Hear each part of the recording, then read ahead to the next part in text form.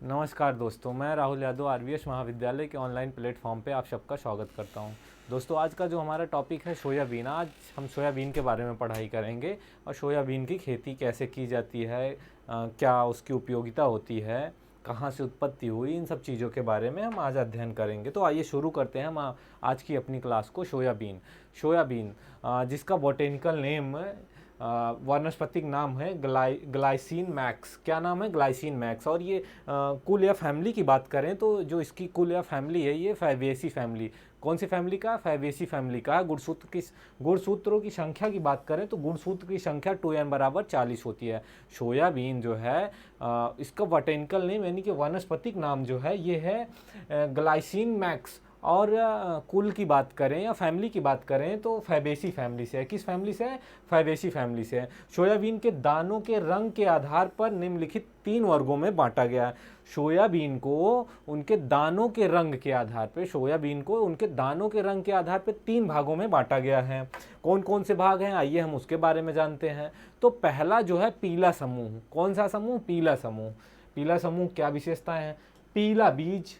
इसका जो बीज होता है पीला। पीला बीज, हल्का पीला हाइलम, और दूसरा पीला बीज सुनहरा बीज, सुनहरा पीला हाइलम, और पीला बीज ब्राउन हाइलम।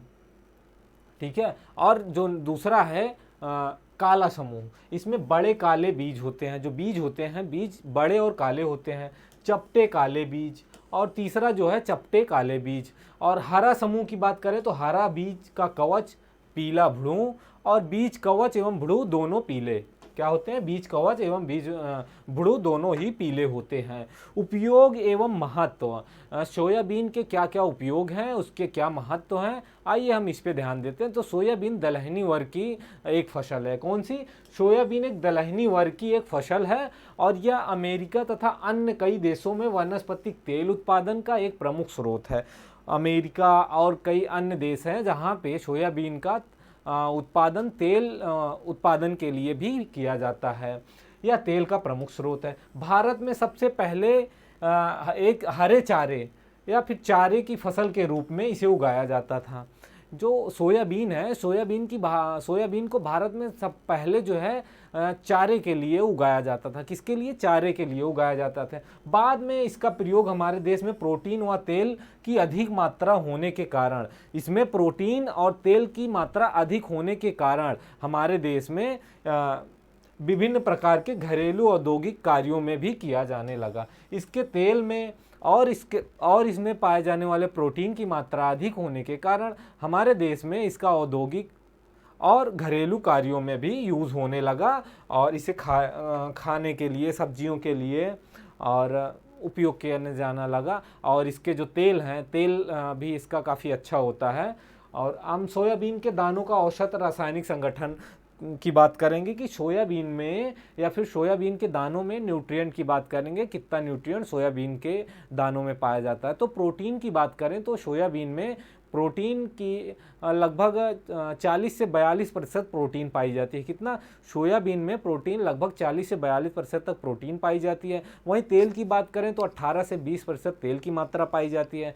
कार्बोहाइड्रेट 30 से 32 प्रतिशत मात्रा, जो कार्बोहाइड्रेट पाया जाता है, लगभग 30 से 32% कार्बोहाइड्रेट पाया जाता है। और मिनरल्स की बात करें तो मिनरल्स जो है 0.75 मिनरल्स जो है 0.75% पाया जाता है। और जल लगभग 12% तक जल यानी पानी पाया जाता है सोयाबीन में। तो ये था सोयाबीन के दानों में औसत रासायनिक संगठन, कि सोयाबीन के दानों में रासायनिक संगठन यानी कि ये पोषक मान या फिर कौन कौन से पोषक तत्व तो रासायनिक संगठन पाए जाते हैं। तो हमने उसके बारे में देखा। यहाँ पे आगे हम देखेंगे सोयाबीन में यदि प्रोटीन बढ़ती है तो तेल की मात्रा कम होती है। सोयाबीन में एक गुण होता है कि अगर उसमें प्रोटीन की मात्रा अधिक है तो उसमें तेल की मात्रा कम हो जाएगी, या फिर तेल की मात्रा अधिक है तो उसमें प्रोटीन की मात्रा कम हो जाएगी। तेल की मात्रा कम होती है। अगर प्रोटीन घटती है तो तेल की मात्रा बढ़ती है।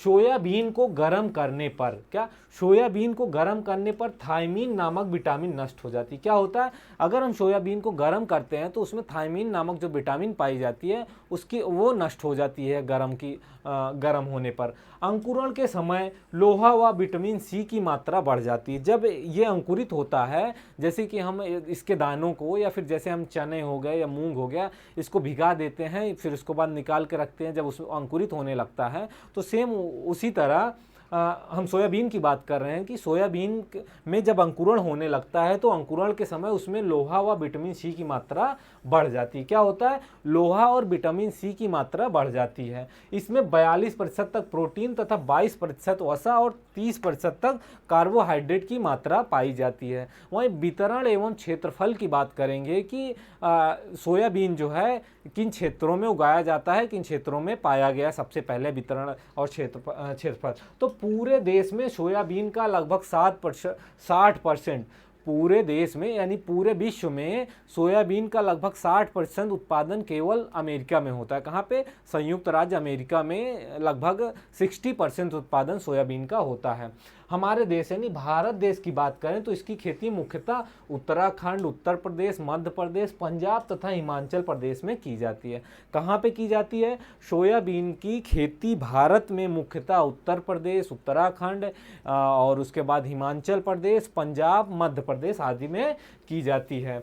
जलवायु की बात करें कि सोयाबीन के उत्पादन के लिए किस प्रकार की जलवायु की आवश्यकता होती है। सोयाबीन के उत्पादन के लिए किस प्रकार की जलवायु की आवश्यकता होती है। तो सोयाबीन की फसल साधारण शीत से लेकर साधारण उष्ण जलवायु वाले क्षेत्रों में आसानी से उगाई जाती है। यहाँ पे मतलब क्या, साधारण शीत से लेकर साधारण उष्ण जलवायु तक सोयाबीन की जो खेती है ये कम ठंड से लेके कम जो है उष्ण कम गर्म वाले क्षेत्रों में आसानी से उगाई जाती है, उन क्षेत्रों में जहाँ पे कम ठंड पड़ती है और जहाँ पे कम गर्मी पड़ती है। तापमान की बात करें तो जो सोयाबीन के बीज हैं, सोयाबीन के बीज को लगभग 60 फ़ारेनहाइट या इससे कुछ अधिक मात्रा में तापमान रहने पर अच्छा अंकुरित होता है। अंकुरित होने से 7 से 10 दिन लग जाते हैं।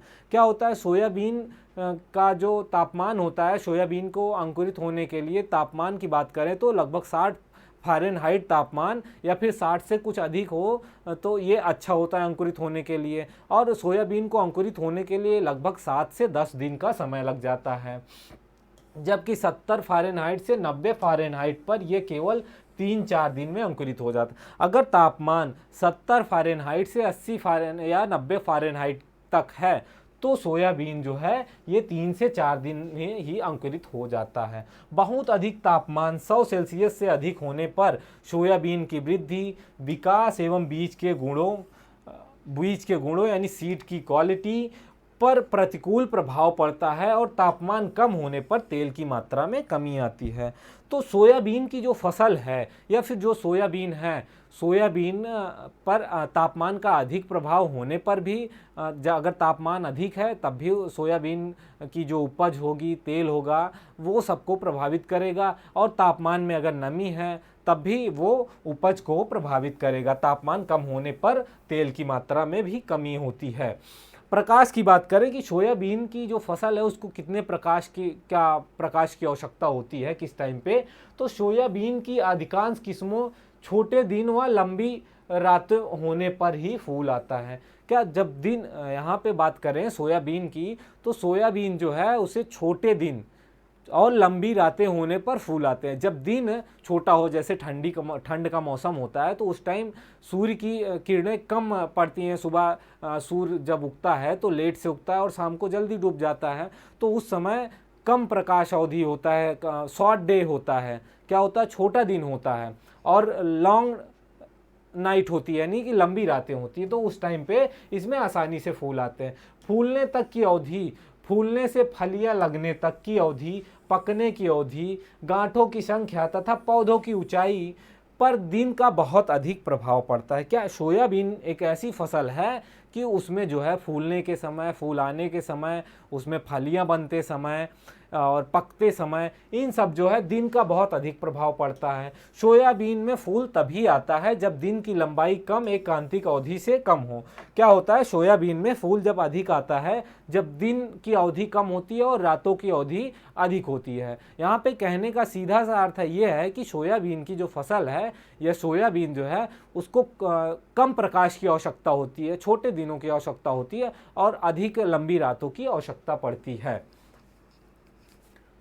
भूमि की बात करें तो सोयाबीन की खेती सभी प्रकार की भूमि में की जा सकती है। क्या सोयाबीन की खेती, अगर पूछा जाए आपसे कि सोयाबीन की खेती किस प्रकार के भूमियों में की जा सकती है, तो सोयाबीन की खेती लगभग सभी प्रकार की भूमियों में की जा सकती है, लेकिन कुछ मुख्य कुछ क्वालिटी होनी चाहिए मिट्टी की जिसमें उसका अच्छा अंकुरण हो सके।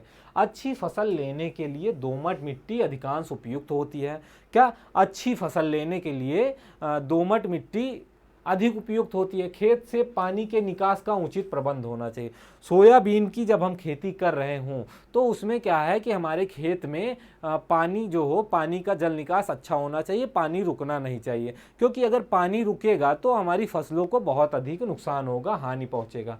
अगर मिट्टी यानी हमारे खेत की जो मृदा है या फिर जहाँ पे हम सोयाबीन की खेती करना चाहते हैं वो मिट्टी अम्लीय हो तो मृदा का पीएच 7 करने के लिए चूने का प्रयोग करना चाहिए। मृदा का पीएच मान 7 तक का अगर अधिक अम्लीय है तो मृदा का पीएच मान 7 तक करने के लिए हम चूने का प्रयोग करना चाहिए हमें। वहीं भूमि की तैयारी यानी खेत की तैयारी, मिट्टी की तैयारी कैसे करेंगे, तो सोयाबीन के बीज के अच्छे अंकुरण के लिए, क्या सोयाबीन के बीज के अच्छे अंकुरण के लिए आवश्यक है कि मृदा को अच्छे से जुताई करके भुरभुरी बना ली जाए। उसके बाद मृदा को भुरभुरी बना ली जाए।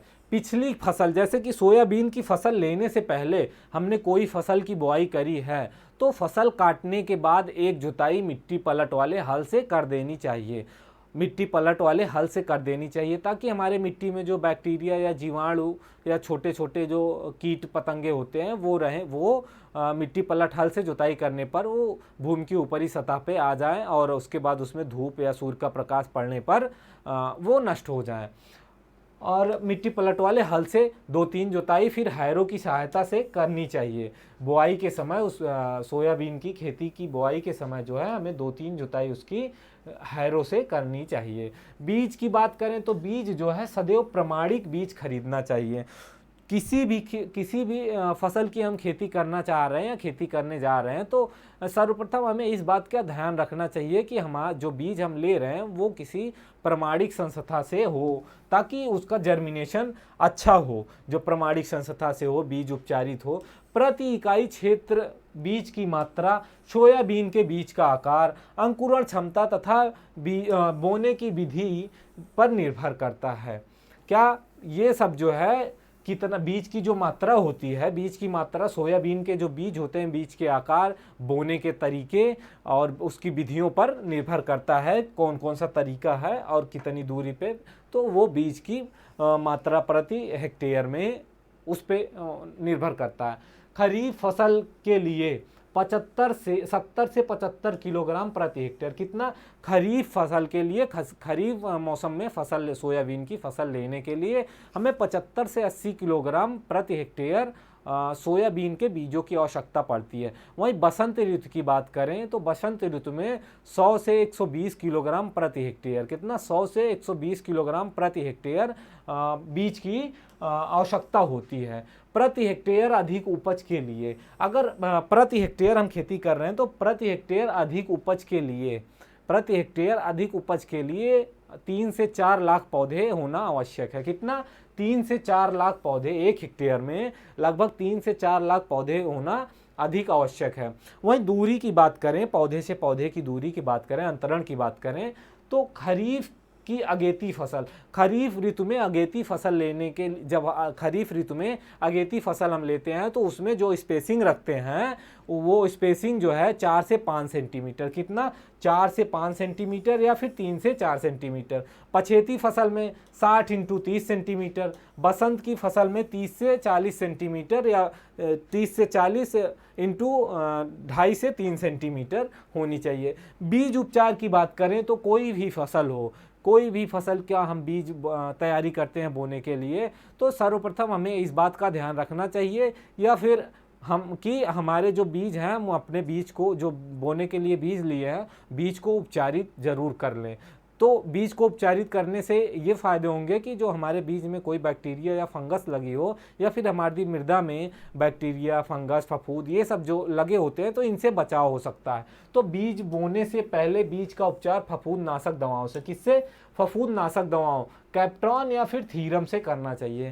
कैप्टॉन या थीरम से, फफूंद नाशक दवा कैप्टॉन या थीरम से इसका उपचार करना चाहिए। बोने की समय की बात करें तो सोयाबीन जो है विभिन्न ऋतुओं में सोयाबीन बोने का उचित समय निम्न प्रकार है, यानी कि जो अलग अलग ऋतुएं होती हैं उनमें अलग अलग समय पर हम सोयाबीन की बुआई कर सकते हैं। खरीफ ऋतु की बात करें तो 25 जून से 5 जुलाई तक, खरीफ ऋतु में अगर हमें सोयाबीन की खेती करनी है तो 25 से 5 जुलाई तक, 25 जून से 5 जुलाई तक हम इसकी बुआई कर सकते हैं। बसंत ऋतु की बात करें तो बसंत ऋतु में 15 फरवरी से लेके 15 मार्च तक, कितना, 15 फरवरी से लेके 15 मार्च तक जो है हम 15 फरवरी से 15 मार्च तक बसंत ऋतु में हम सोयाबीन की बुआई कर सकते हैं।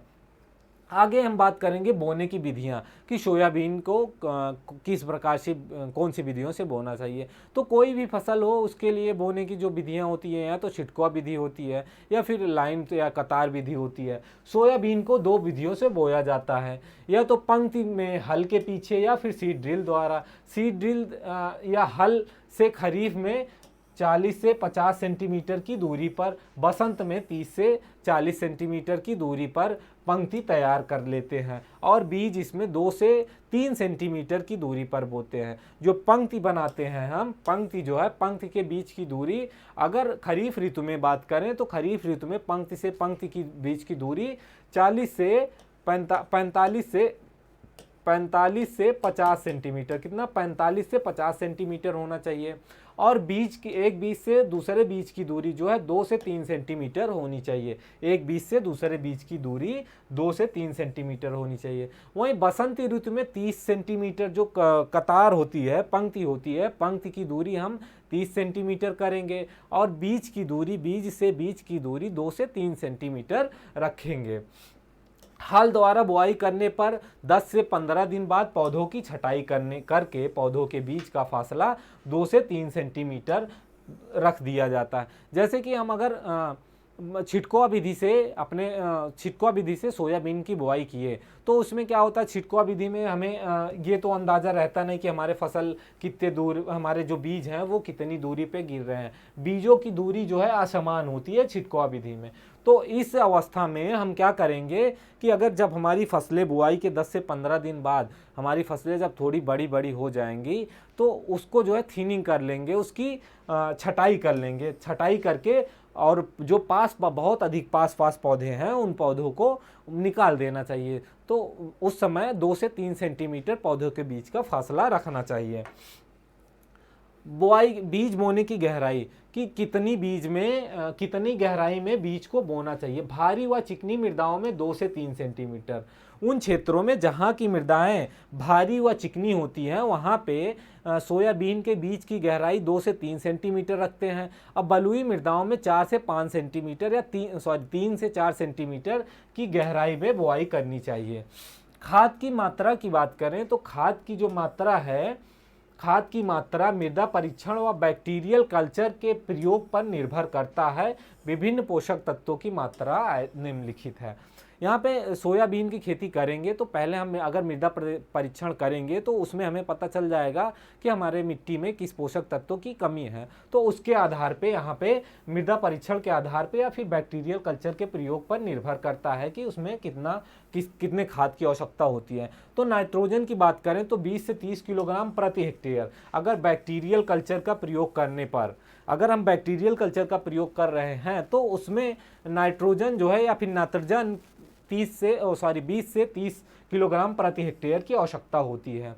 और 120 से 150 किलोग्राम प्रति हेक्टेयर यदि बैक्टीरियल कल्चर का प्रयोग हम नहीं कर रहे हैं। यदि बैक्टीरियल कल्चर का प्रयोग नहीं करेंगे तो उस अवस्था में 120 से 150 किलोग्राम हमें नाइट्रोजन की आवश्यकता होगी। अगर हम बैक्टीरियल कल्चर का प्रयोग करते हैं तो इसमें क्या है 20 से 30 किलोग्राम प्रति हेक्टेयर नाइट्रोजन की आवश्यकता होती है। सिंचाई एवं जल निकास की बात करें तो सोयाबीन जो है सोयाबीन में जल की पूर्ति हम 60 से 80 सेंटीमीटर पानी लगाकर कर सकते हैं। सूखा पड़ने पर शाखाओं के विकास, फूल आते समय, फलियां निकलते समय या फलियां बनते समय व दानों के विकास के समय पानी की बहुत अधिक आवश्यकता होती है। सोयाबीन की जो फसल होती है या फिर कोई भी फसल जो होती है उसको जो एक क्रिटिकल स्टेज होता है, क्रांतिक अवस्था होती है पानी की, वो होती है उसका शाखाओं का विकास होना, पौधों की वृद्धि के समय, फूल आते समय या फलियां बनते समय। इस अवस्था में जो है बहुत अधिक पानी की आवश्यकता होती है। सोयाबीन के उपयुक्त क्रांतिक अवस्थाएं स्टेज पर यानी कि पानी की आवश्यक पानी जो है हमें आवश्यक रूप से देना चाहिए इन अवस्थाओं में, फलियां बनते समय, दाने बनते समय, फूल आते समय। वसंत ऋतु में प्रत्येक 10-15 दिन के अंतर पर 5 सेंटीमीटर पानी खेत में लगाते हैं। बलुई मृदा व तापक्रम अधिक होने पर सिंचाई का अंतर कम कर सकते हैं। उन क्षेत्रों में जहाँ पे तापक्रम अधिक हो जाता है या फिर वहाँ की मृदा बलुई होती है तो सिंचाई का जो क्रम है उसे हम कम ज़्यादा भी कर सकते हैं। सोयाबीन के द्वारा प्रतिदिन औसतन 0.8 हेक्टेयर प्रति सेंटीमीटर पानी का उपयोग कर लिया जाता है। 0.1 हेक्टेयर औसतन जो है सेंटीमीटर, 1 हेक्टेयर में 0.8 सेंटीमीटर पानी का उपयोग कर लिया जाता है। निराई गुड़ाई व खरपतवार की बात करें तो फसल की प्रारंभिक अवस्था में 30 से 40 दिन तक, सोयाबीन की जो फसल है जब हम बुआई करेंगे वो उसकी प्रारंभिक अवस्था में लगभग 30 से 40 दिन तक सोयाबीन के पौधे का खरपतवार का मुकाबला नहीं कर पाते हैं। क्या कर पाते हैं? सोयाबीन के पौधे खरपतवार का मुकाबला नहीं कर पाते हैं। इस समय निराई गुड़ाई या फिर रासायनिक विधि से खरपतवार का नियंत्रण बहुत ही आवश्यक होता है। जब फसल की प्रारंभिक अवस्था 30 से 40 दिन की हो, फसल हमारी 30 से 40 दिन की हो, प्रारंभिक अवस्था हो उसकी, उस समय जो हमारी फसल होती है यानी सोयाबीन की जो फसल होती है वो खरपतवारों से प्रतिस्पर्धा या मुकाबला नहीं कर पाती है। तो इस टाइम पे हमें खरपतवार अधिक मात्रा में जो है खरपतवारों से बचने के लिए हमें रासायनिक का प्रयोग करना चाहिए।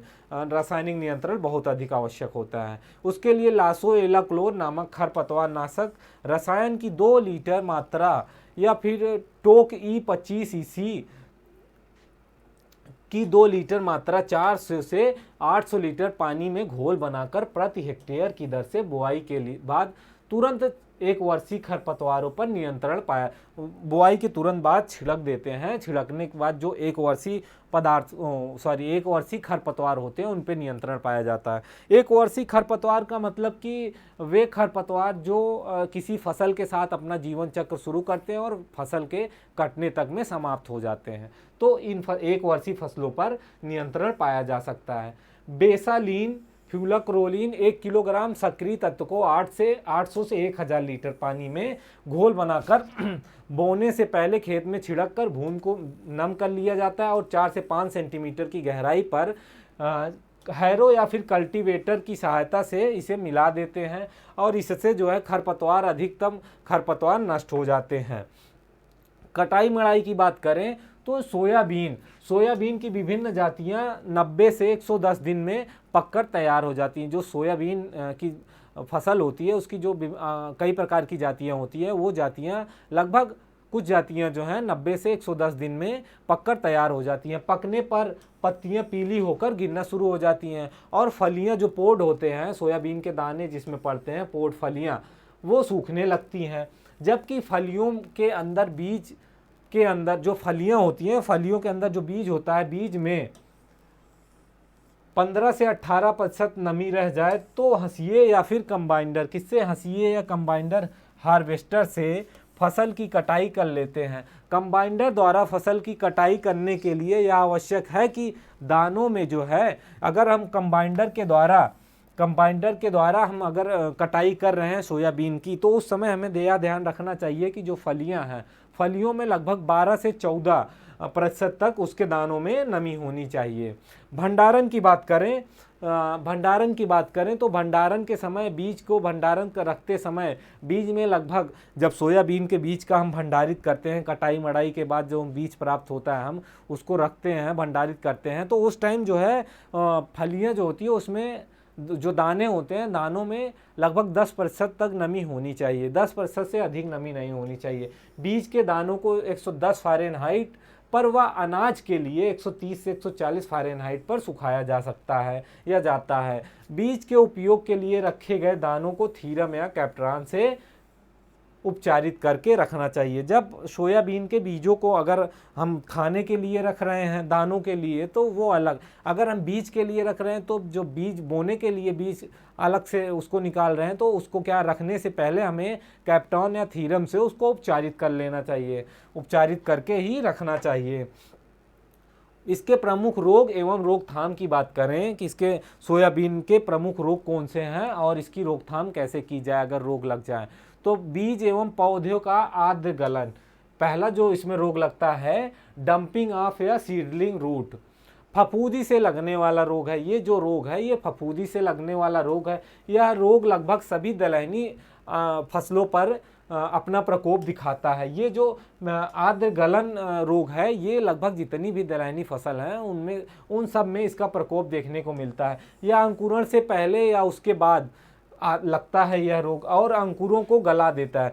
या तो फिर ये अंकुरण के समय लगता है या अंकुरण के पहले ही लगता है और ये अंकुरण को, जो हमारे अंकुर होते हैं, उसको गला देता है। ये बीजांकुर गिराते हैं और बहुत से बीजांकुर नष्ट हो जाते हैं और इसके उपचार के लिए हमें थीरम या कैप्ट्रॉन लगभग 3 ग्राम 1 किलोग्राम बीज के लिए लाभकारी होता है और इसमें प्रग्रंथियां बनने पर इसका जो है कोई विशेष प्रभाव नहीं पड़ता है। बीज का उपचार थायरम, बेवेस्टीन, कंबोडिजियम 1.1 की रेशियो में 3.5 ग्राम प्रति किलोग्राम बीज से करना अति आवश्यक है। दर से प्रति 3.5 किलोग्राम बीज जो है उपचारित करना आवश्यक या अधिक लाभदायक होता है। मूल गलन या फिर रूट रोट, यह रोग फफूंदी द्वारा लगता है। यह रोग जो है यह भी फफूंदी द्वारा लगता है।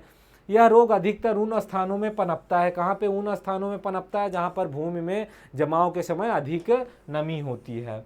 मूल गलन रोग उन स्थानों पे लगता है कि जहाँ पे बीज की बुआई करने के बाद जो है जहाँ पे नमी की मात्रा अधिक होती है वहाँ पर ये रोग लगता है। इससे बचने के लिए हमें कैप्ट्रॉन या थीरम 3 ग्राम प्रति 1 किलोग्राम बीज की दर से उपचारित करना चाहिए। जिनेब या डाइथेन M45 2.5 लीटर पानी में 1000 लीटर पानी का घोल बनाकर प्रति किलोग्राम की दर से छिड़कना चाहिए।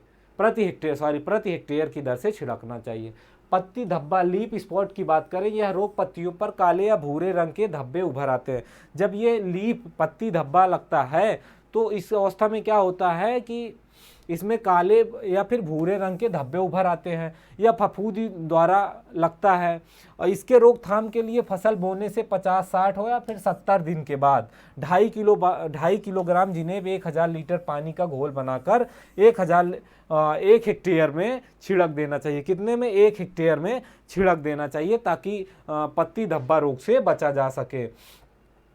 इसके प्रमुख या हानिकारक कीटों की बात करें तो इसके सोयाबीन का जो प्रमुख रोग है, प्रमुख कीट है, ये है लीफ माइनर। कौन सा लीफ माइनर? यह एक छोटा काले सिर वाला कीट है जिसका कैटरपिलर गिडार हरे रंग का होता है। इसकी रोकथाम के लिए हमें क्या करना है? BHC 5% की धूल और 20 से 25 किलोग्राम प्रति हेक्टेयर की दर से छिड़काव करना चाहिए, बुरक देना चाहिए। तना बेधक बीटल, स्टेम बोरर बीटल की बात करें, यह बीटल तने में छेद कर देता है। क्या करता है? हमारे पौधे हैं उसके तनों में, पौधों के तने में छेद कर देता है और हमारे पौधों को लगभग नष्ट कर देता है। इसकी रोकथाम के लिए हमें 5% BHC या धूल या फिर 15 से 20 किलोग्राम पर हेक्टेयर की दर से छिड़कना चाहिए। ज़्यादा प्रकोप होने पर मृदा में डाइमेट 10% का दानेदार चूर्ण 20 किलोग्राम या फिर डाइसिस्टान 5% दाने का चूर्ण 20 किलोग्राम प्रति हेक्टेयर की दर से मृदा में मिला देना चाहिए। सफ़ेद मक्खी, ये मक्खी जो है विषाणु रोग फैलाती है। सफ़ेद मक्खी जो है ये विषाणु रोग फैलाती है। इसके रोकथाम की बात करें तो इसके रोकथाम के लिए हमें 600 मिलीलीटर एकेटीन 25 EC या फिर मेटासिस्टॉक 25 EC को 500 से 600 लीटर पानी में मिलाकर प्रति हेक्टेयर की दर से छिड़काव करना चाहिए या फिर छिड़क देना चाहिए। एफिड की बात करें तो सोयाबीन की फसल में एफिड जो है ये फरवरी के अंतिम सप्ताह से या फिर मार्च के शुरुआत में दिखाई देता है और वयस्क दानों या पत्तियों के रस इसके दाने या पत्तियों के रस चूसते हैं। ये बहुत छोटे और काले रंग के होते हैं, इनके शरीर पर पंख होते हैं। इसकी रोकथाम के लिए हमें एकेटीन का छिड़काव करना चाहिए और अगर इसका प्रकोप अधिक है तो मैलाथियन 25 EC 500 लीटर पानी को 800 से 900 लीटर मैलाथियन 500 EC 500 मिलीमीटर को 800 से 900 लीटर पानी में मिलाकर प्रति हेक्टेयर की दर से छिड़काव करना चाहिए। 0.5 लीटर मेटासिस्टाक 25 EC को 500 लीटर पानी में मिलाकर प्रति हेक्टेयर की दर से छिड़काव किया जा सकता है ताकि इस रोग से बचा जा सके। तो आज हमने सोयाबीन के बारे में अध्ययन किया, देखा, हमने जानकारी प्राप्त की कि सोयाबीन के प्रमुख कौन कौन से रोग होते हैं, सोयाबीन का क्या उपयोग है, उसके क्या कितने पोषक तत्व पाए जाते हैं। तो आज के लिए जो हमारी क्लास है यहीं पे समाप्त होती है। सोयाबीन का टॉपिक भी हमारा आज यहीं पे समाप्त होता है। हम मिलेंगे अगले वीडियो में। जय हिंद।